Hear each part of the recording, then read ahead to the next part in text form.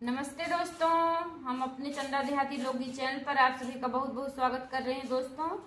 और हम लोग चल रहे हैं पति पत्नी का नोक झोंक सोहर गीत सुनाने।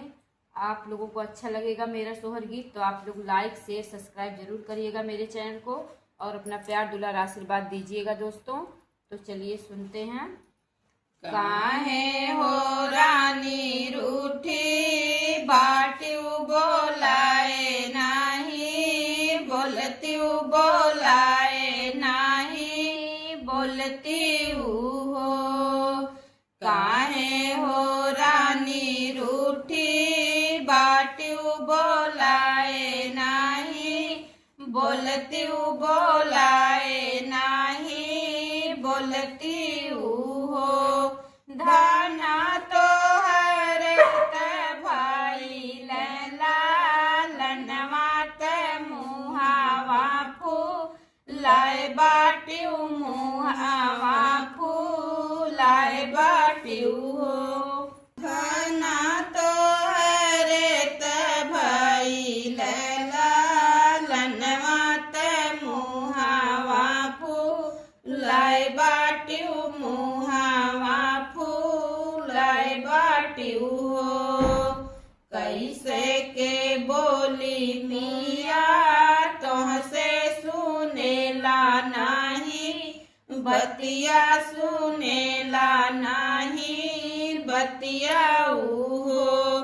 पिया नाम महीना दुख सहली तयाब मोरी, बात मानाया मोरी, बात माना हो।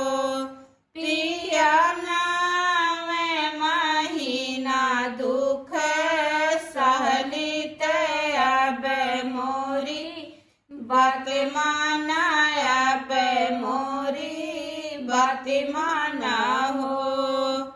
रानी तोरे खातिर लाई बचू नरियात कंगना गढ़ाई बे, कंगना गढ़ाई बे हो। रानी तोरे खातिर लाई बचू नरियात कंगना गढ़ाई बे, कंगना गढ़ाई बे हो। रानी अब तो तू होई जातियू खुशत मुहाना फूलावत, मुहाना फूलावू हो। रानी अब तो तू होई जातियू खुशत मुहाना फूलावत, मुहाना फूलावू हो। पिया कंगना और चुनरी बादे दीह तू पहले नेगवा लावा, तू पहले नेगवा लावाऊ हो। पिया कंगना और चुनरी बादे दीहा तू पहले नेगवा लावा, तू पहले नेगवा लावाऊ हो। सासू ननदी राही जो है लालन घरे, जन्म लालन घरे जन्मेला हो। पिया सासू के लवता पियरिया तनन गे कंगनवा, तनदी के कंगनवाऊ हो। पिया सासू के लवता पियरिया तनदी के कंगनवा, तनदी के कंगनवाऊ हो।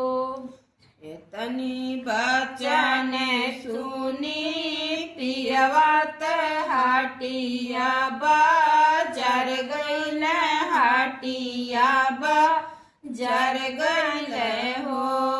पिया लैया सासू के पी पियरियात ननदी के कंगनवात ननदी के कंगनवा हो पिया लइयाले सासू के पियरियात ननदी के कंगनवात ननदी के कंगनवा हो पिया माहू के चुनरी लइयात नीलरी गढ़ायत तिलरी गढ़ाए हो पिया माहू के चुनरी लइयात तिलरी गढ़ायत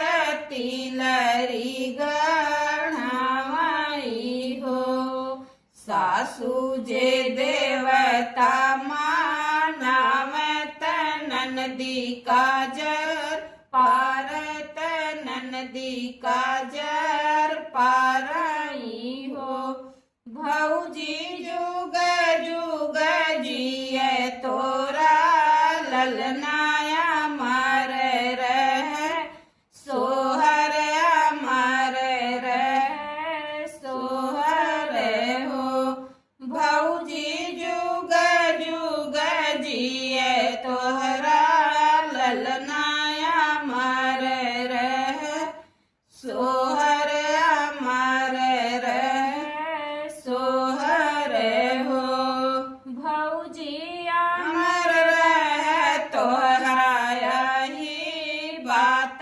बनल मोरा नैहर बनल मोरा नैहर हो भौजी अमर रह तोहरा यही बात बनल मोरा नैहर